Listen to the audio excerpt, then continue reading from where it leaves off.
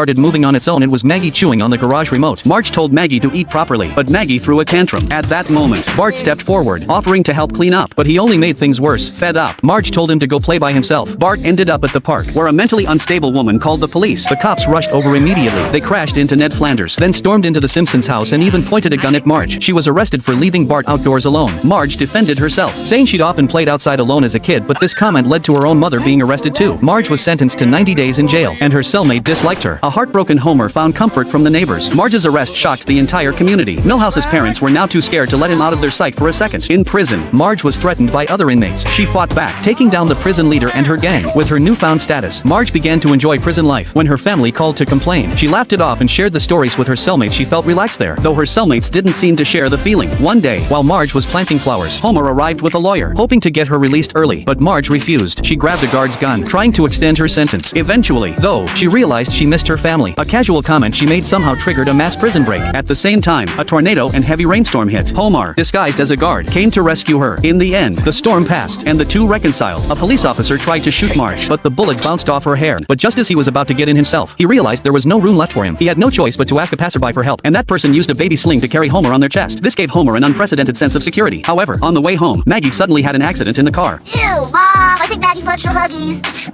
Jeez, Marge hurriedly took Maggie into Apu's store, hoping to borrow the restroom, but as she was coming out with Maggie, a robber her. It's not a purse, it's a diaper bag. What? It looks like a purse, that's why I bought it, but it's really— Shut up! The robber stole Marge's pearl necklace, leaving her with severe psychological trauma. When Homer learned what happened, he immediately called the police, hoping the sheriff would catch the terrible robber as soon as possible. Homer prepared many weapons for Marge, hoping she could use them for self-defense. Marge drove to Apu's convenience store, but just as she finally decided to get out, Hi, Mrs. Simpson! Oh no, I'm gonna spray around.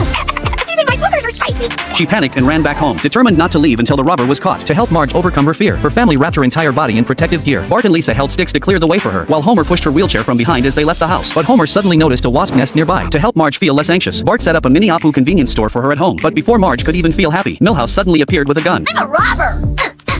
All this does is shoot bubbles. Hiding in the basement, Marge noticed Homer's fitness equipment and tried lifting the dumbbells. She ended up falling in love with working out, and after a long period of training, Marge even developed six-pack abs. Marge tasted the soup she had made herself and realized she had added too little lemon. Thinking about this, she ran straight out of the house. It was the first time Marge had left home since the incident, but she wasn't afraid at all. Instead, she felt her entire body filled with strength. Excited, Marge dashed out, announcing to everyone that she had overcome her fear. Unexpectedly, she ran straight into the robber. What you been up to? Living in fear? Not anymore!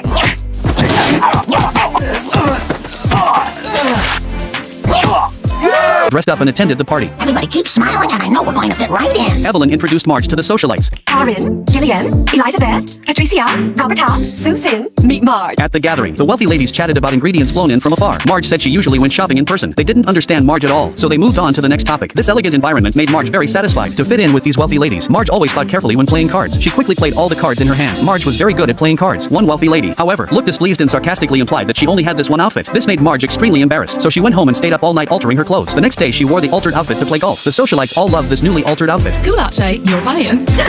Why thank you, Roberta. Seeing this, Evelyn wanted to invite her to an initiation ceremony. After returning home, Marge immediately began altering her formal dress, but she made a mistake and completely ruined the suit.